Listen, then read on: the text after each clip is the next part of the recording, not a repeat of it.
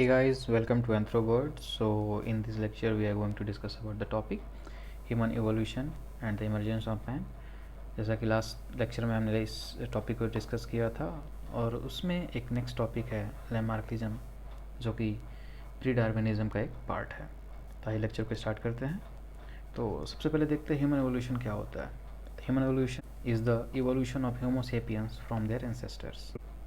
तो Homo sapiens का evolution जो उनके एंसेस्टर से हुआ है, और ये एंसेस्टर्स जो हैं वो है Ramapithecus, Australopithecus, Homo erectus, Neanderthal and then Homo sapiens.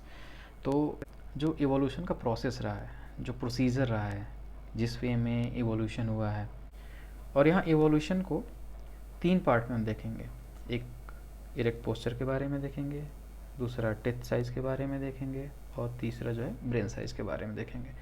तो सबसे पहले रामापिथेकस के बारे में देखते हैं। तो उसमें जो इरेक्ट पोस्चर था उसकी शुरुआत हुई थी, अभी एक बिगनिंग था, और जो टेथ का साइज़ था वो डिक्रीज होना स्टार्ट हुआ था, और ब्रेन का साइज़ जो है वो इंक्रीज होना स्टार्ट हुआ था। नेक्स्ट इवोल्यूशन हुआ, ऑस्ट्रेलोपिथेकस आया। तो जो इरेक्ट पोस्चर था वो बेटर वे में हुआ, टेथ का साइज़ था वो और कम हुआ, और ब्रेन का साइज़ और ज़्यादा बड़ा इंक्रीज़ हुआ। नेक्स्ट इवोल्यूशन जो हुआ वो हुआ होमो इरेक्टस पे। होमो इरेक्टस का हो गया, फुली इरेक्ट हो गया। जो इरेक्ट पोस्चर रामापिथेकस या ऑस्ट्रेलोपिथेकस में बिगनिंग था वो इसमें फुली इरेक्ट हो गया। टेथ साइज और डिक्रीज़ हुआ और ब्रेन साइज और इंक्रीज़ हुआ। निएंडरथल में देखते हैं, नेक्स्ट जनरेशन आया, उसमें भी इरेक्ट पोस्चर आपका फुली इरेक्ट हुआ, टेथ साइज डिक्रीज़ हुआ, ब्रेन साइज इंक्रीज हुआ, और फाइनली जो मॉडर्न ह्यूमन बीइंग है, जो होमो सेपियंस बोलते हैं, इसमें भी हम देखते हैं कि इरेक्ट पोस्चर है वो फुली स्ट्रेट है, टेथ का साइज़ मिनिमम है, और ब्रेन का साइज़ डिक्रीज़ हुआ है। Decrease in the sense develop तो हुआ है, बट जो साइज़ होता है वो डिक्रीज़ हुआ है। नेक्स्ट थिंग कि बायोलॉजिकल और cultural factors in the human. तो एक क्विक रिवीजन कर लेते हैं। ये टॉपिक हमने पीछे लेक्चर्स में डिस्कस किया हुआ है। ह्यूमन बीइंग जो होता है वो shaped through the synergetic interaction between the genes and the cultures. तो जीन्स और कल्चर्स के इंट्रैक्शन से जो ह्यूमन बीइंग शेप्ड है, और बहुत influence each other as they are interdependent. और जीन्स और कल्चर एक दूसरे पे इंटरडिपेंडेंट है। तो जीन्स यहाँ पे हमारा क्या हो गया, बायोलॉजिकल फैक्टर्स हो गया, और कल्चर क्या हो गया, वो कल्चर फैक्टर्स हो गया। तो बायोलॉजिकल फैक्टर्स क्या हुआ, क्या क्या इवोल्यूशन में चेंजेस हुए, जो बायोलॉजिकली चेंजेस हुए, जो बायोलॉजिकल फैक्टर्स थे जो इवोल्यूशन को बताते हैं। तो इसमें इरेक्ट पोस्चर और बाइपेडल लोकोमोशन। तो इरेक्ट पोस्चर में जैसा कि हमने डिस्कस किया कि इरेक्ट पोस्चर पहले बिगिनिंग हुई, फिर उसके बाद से फुली इरेक्ट हुआ। तो ये 4 पैरों से 2 पैरों पे चलना स्टार्ट कर दिया, जिसे हम बाइपेडल लोकोमोशन कहते हैं। Second thing is the remodelling of the face and the teeth. तो फेस का साइज़ और फेस का शेप जो है वो चेंज हुआ, और टीथ का साइज़ भी डिक्रीज़ हुआ, और ब्रेन डेवलप हुआ। कल्चर फैक्टर्स में आते हैं, लैंग्वेज और स्पीच का इन्वेंशन हुआ, टूल मेकिंग हुआ और उसका यूज़ किया गया, और फूड हैबिट जो है वो चेंज हुआ। तो यहाँ हम देख सकते हैं कि बाइपेडलिज्म की बात कर रहे थे, तो यहाँ 4 पैरों पे ह्यूमन के एंसेस्टर्स थे, वो चलते थे। फिर ये बाइपेडलिज्म की बिगिनिंग हुई, फिर ये फुली इरेक्ट हुआ, और ये पूरा स्ट्रेट हो गया। तो ये बाइपेडलिज्म आप यहाँ पे देख सकते हैं कि यहाँ से स्टार्ट हो गया था। इरेक्ट पोस्चर धीरे धीरे स्ट्रेट हुआ, और यहाँ फुली स्ट्रेट हो गया। फोरहेड का जो साइज़ है वो आप देख सकते हैं वो स्ट्रेट हुआ। तो ये सारे चेंजेस हुए थे, जो कि एक बायोलॉजिकल इवोल्यूशन हो सकते हैं, और उसकी वजह से कल्चरल इवोल्यूशन भी हुआ है। अब डिस्कस करते हैं लैमार्किज्म के बारे में, जो कि प्री डार्विनिज्म का एक पार्ट है। तो लैमार्क जो थे वो एक फ्रेंच बायोलॉजिस्ट थे, जिन्होंने फर्स्ट टाइम रिकॉग्नाइज़ किया कि all life on the earth is the product of the evolutionary changes. कि अर्थ पे जितने भी ऑर्गेनिजम्स हैं उनमें एक इवोल्यूशनरी चेंज हुआ है। और इन्होंने एक बुक लिखी है, फिलोसफिक जूलॉजी, जिसमें इन्होंने ऑर्गेनिक इवोल्यूशन को एक्सप्लेन किया हुआ है। लैमार्क का मानना था कि जो ऑर्गेनिक चेंजेस हैं, जो एनिमल्स में हम देखते हैं, वो इन्वायरमेंट के इन्फ्लुएंस से हुआ है। इन्वायरमेंट का इन्फ्लुएंस हुआ है, जो कि उनमें बायोलॉजिकल चेंजेस हुए हैं। जब इन्वायरमेंट चेंज हुआ तो एनिमल्स को उनके बॉडी स्ट्रक्चर्स को उसी तरीके से चेंज करने की ज़रूरत पड़ी. In certain environmental conditions organisms have to use certain body parts more. कुछ इन्वायरमेंटल कंडीशंस ऐसी हुई जिसमें कुछ ऑर्गेनिजम्स के बॉडी पार्ट को ज़्यादा से ज़्यादा यूज़ करना पड़ा. And it may cause for the changes in the body structure, जो कि बॉडी स्ट्रक्चर में चेंजेस का कारण बना. This characteristics would be transmitted to the offspring. और जो चेंजेस हुए थे ये उनके ऑफस्प्रिंग में ट्रांसमिट होते गए, आगे आते गए. लैमार्क ने अपना एक थ्योरी दिया था, उसके कुछ फीचर्स हैं. इसमें species change under the changing external influences. तो स्पीसीज चेंज होते हैं अंडर द एक्सटर्नल इन्फ्लुएंसेस. यहाँ पे क्या है, इन्वायरमेंट. इन्वायरमेंट के हिसाब से ऑर्गेनिजम्स चेंजेस लाते हैं. And there is a fundamental unity underlying the diversity of the species. तो एक फंडामेंटल यूनिटी है जो कि स्पीसीज़ के डाइवर्सिटी को डिफाइन करता है. जैसे अगर एक एंसेस्टर है और उसके जो ऑफस्प्रिंग है अगर 3 हैं, तो इन्वायरमेंटल कंडीशन के हिसाब से तीनों में कुछ अलग अलग चेंजेस आए और ये फिर आगे बढ़ते गए, एक नए स्पीसीज़ में ये बदलते गए. लेकिन इनका जो एंसेस्टर क्या वो क्या है, कॉमन एंसेस्टर है. तो ये चीज़ें सेकंड फीचर है. The species progressively develop. ये जो प्रोसेस हुआ ये काफ़ी टाइम लिया और ये धीरे धीरे डेवलप हुआ. तो ये 3 फीचर्स हैं लैमार्क के. अब इनके प्रिंसिपल्स पे आते हैं कि इन्होंने लैमार्क ने जो प्रिंसिपल दिए थे वो 4 प्रिंसिपल्स थे, जिसमें था law of use and disuse, organisms driven to greater complexity, inheritance of acquired characters, effect of environment and new needs. तो सबसे पहले डिस्कस करते हैं the law of use and disuse. A living body is influenced by the environmental factors and ultimately this phenomena initiates an adaptation of organisms to its surroundings. तो एक living body जो होता है वो इन्वायरमेंटल फैक्टर से influence होता है और अल्टीमेटली ये फिनोमिना ऑर्गेनिजम्स को उसके सराउंडिंग को एडॉप्ट करने के लिए इनिशिएट करता है. As per the necessity some parts of the body may be used more and more. तो आवश्यकता के अनुसार कुछ पार्ट्स, बॉडी के कुछ पार्ट्स जो है वो ज़्यादा से ज़्यादा यूज़ हुए और इस वजह से those parts tend to so more develop. तो इस वजह से वो जो बॉडी के पार्ट्स थे वो ज़्यादा डेवलप हुए और चेंजेस हुए टाइम के हिसाब से. Other parts of the body which may not be required much, जिनकी ज़रूरत ज़्यादा नहीं पड़ी, विल बिकम वीक हो गए या डिजनरेट हो गए due to the constant disuse. तो जो बॉडी का पार्ट ज़्यादा यूज़ हुआ वो ज़्यादा डेवलप हुआ और जिसकी ज़रूरत नहीं पड़ी वो वीक हो गया या डिजनरेट हो गया. Lamarck argued that if an organ is put to the continuous activity it will develop to the maximum extent. तो अगर कोई ऑर्गन जो है कॉन्टिन्यूस एक्टिविटी में है तो वो मैक्सिमम एक्सटेंट पे डेवलप होगा और अगर कोई डिसयूज़ है तो वो may lead to the degeneration, तो वो वीक हो जाएगा या डिजनरेट हो जाएगा. नेक्स्ट जो इनकी प्रिंसिपल है, organisms driven to the greater complexity. अब ये क्या चीज़ होती है, as the organisms adopted to their surrounding, जैसे ऑर्गेनिजम्स अपने सराउंडिंग को अडॉप्ट करते हैं, they become increasingly complex from the simpler forms.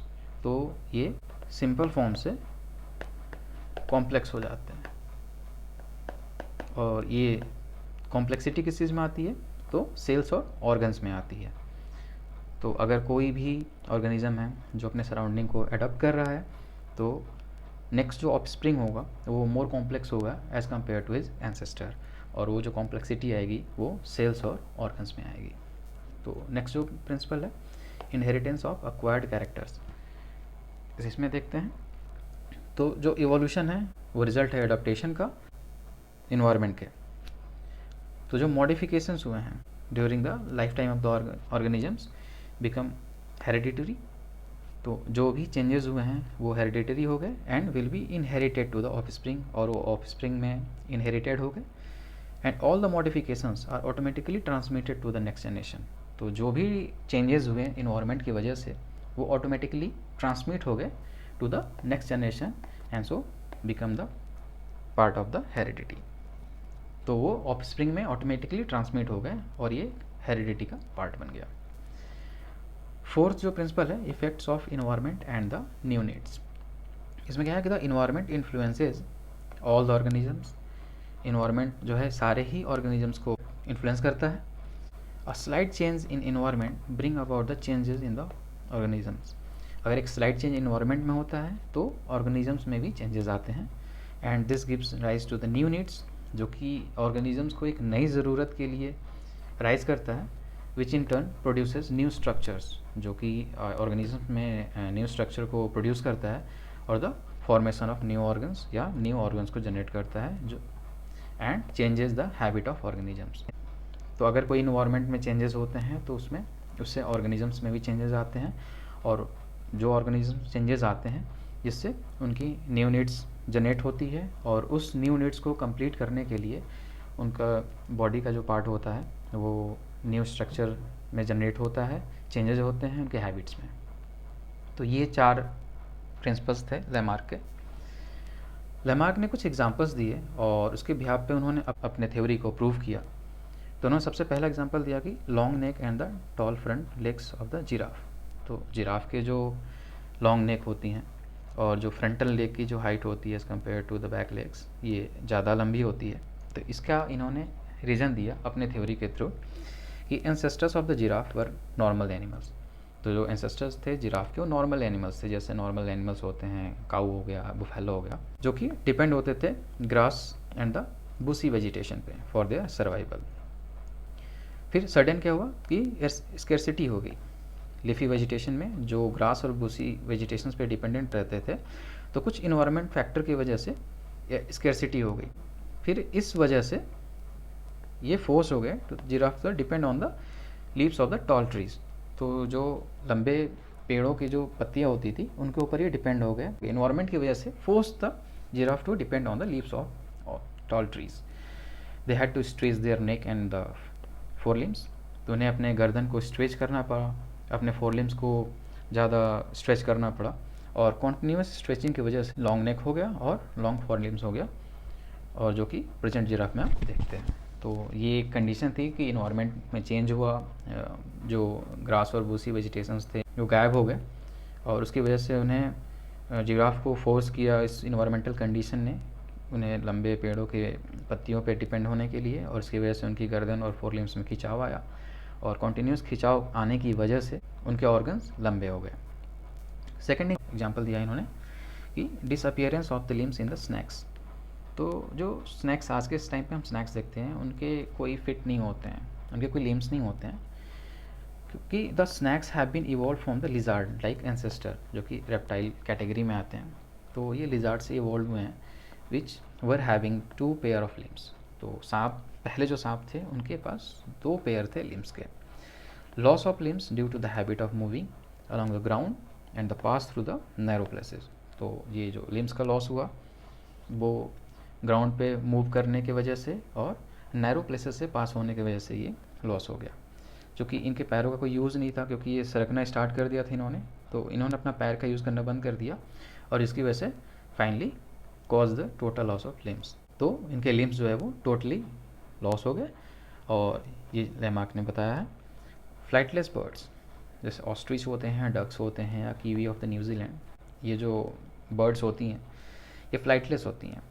तो इन्होंने बताया कि एंसेस्टर्स जो है वो कैपेबल थे उड़ने में, but due to some environmental factors they had plenty of food. तो उनके पास पर्याप्त खाना ज़मीन पे ही मिल गया, और वो वेल प्रोटेक्टेड थे ज़मीन पे, जिसकी वजह से उन्होंने अपने विंग्स का यूज़ नहीं किया, और विंग्स का यूज़ ना करने की वजह से इनके जो विंग्स थे वो उनके बॉडी के वेट को नहीं झेल पाए, और इसकी वजह से ये फ्लाइटलेस बर्ड्स हो गए। लैमार्क ने अपनी थ्योरी दी तो इनको कुछ क्रिटिसिज्म भी झेलना पड़ा। और क्रिटिसिज्म्स क्या थे, तो सबसे पहला क्रिटिसिज्म देखते हैं कि एक जर्मन साइंटिस्ट थे ऑगस्ट वीजमैन। तो इन्होंने क्रिटिसाइज़ किया लैमार्क की थ्योरी को, और वो थ्योरी कौन सी थी कि इनहेरिटेंस एक्वायर्ड कैरेक्टर्स। और उन्होंने एक एक्सपेरिमेंट किया cutting off the tails of mice. उन्होंने चूहे के पूँछ को काटा for the over the 21 generation, 21 generation तक ये चूहे की पूँछ को काटते रहे. All tailless mice in all generation produce their offspring with the tail. जो 21 जनरेशन तक चूहों की उन्होंने पूँछ काटती रही, लेकिन जो उनके ऑफस्प्रिंग पैदा हुए वो पूँछ के साथ पैदा होते थे. Therefore, he reached to the conclusion that the environmental factors might have influence on the body cells. तो उन्होंने कंक्लूजन दिया कि इन्वायरमेंटल फैक्टर्स का जो इन्फ्लुएंस हो सकता है बॉडी सेल्स पे हो सकता है, लेकिन this is not enough to profess a change of the reproductive cell. तो ये इतना भी इफेक्टिव नहीं होगा कि ये रिप्रोडक्टिव सेल पे इम्पैक्ट डाले. अब देखिए क्या होता है, बॉडी जो एनिमल्स की बॉडी होती है इसमें दो पार्ट्स होते हैं, और इसमें होता है जर्म सेल्स होती हैं और बॉडी सेल्स होती हैं. तो बॉडी सेल्स जो होते हैं उसे हम सोमेटोप्लाज्मी बोलते हैं. तो जर्म सेल्स में जो कैरेक्टर्स जो होते हैं वो जो है इनहेरिटेड होते हैं, और बाद में इसी चीज़ को चार्ल्स डार्विन ने नई फाइंडिंग्स की इस बारे में, और इन्होंने basis of the evolutionary principle दिया था. तो ये कहीं ना कहीं एक शुरुआत थी इवोल्यूशनरी प्रिंसिपल के लिए. Next thing is the boring of the pinna external ear in the nose of the Indian women. तो जो इंडियन वीमेंस होती हैं वो ज्वेलरीज वगैरह पहनने के लिए अपने कान या नाक में जो छेद कराती हैं वो कभी इनहेरिटेड नहीं होता है टू द नेक्स्ट जनरेशन. अगर ऐसी बात होती कि अगर कोई भी बॉडी चेंजेस या हम अपने नीड्स के हिसाब से अगर चीज़ों में कुछ अपने बॉडी के किसी ऑर्गन में चेंजेस ला रहे हैं तो वो चीज़ें हमारे नेक्स्ट जनरेशन में इनहेरिटेड होती, जैसा कि लेमार्क ने बताया था, लेकिन ऐसा नहीं हुआ. तो ये क्रिटिसिज्म हुआ इनका. फिर अगर रेसलर है, अगर उसके पावरफुल मसल्स जो बनाता है इतनी मेहनत करके, तो वो उनके ऑफस्प्रिंग में ट्रांसमिट नहीं होता है. And instances to show the reduction in the size of organ, कि अगर साइज स्ट्रेस होने से, जैसा जिराफ वाले एग्जांपल में हमने देखा कि अगर बॉडी के साइज़ इंक्रीज हुआ तो उन्होंने ये रीज़न दिया कि इन्वायरमेंटल कंडीशन हुआ, ऐसा बदलाव हुआ जिसकी वजह से जिराफ को स्ट्रेस हुआ, फ्रंटल लेग और नेक में स्ट्रेस हुआ जिसकी वजह से उनका साइज़ बढ़ गया. बट कुछ ऑर्गन्स जो छोटे हुए हैं समय के हिसाब से, उसके बारे में इनकी थ्योरी फेल हो जाती है, वो एक्सप्लेन नहीं कर पाती है. तो ये था आज का लेक्चर जिसमें हमने लेमार्क की थ्योरी के बारे में डिस्कस किया. आप इंस्टाग्राम पे फॉलो कर सकते हैं @anthrovert.edu, और टेलीग्राम पे आप फॉलो कर सकते हैं @anthrovert. सो आज के लेक्चर में इतना ही. Thank you for watching this video. जय हिंद.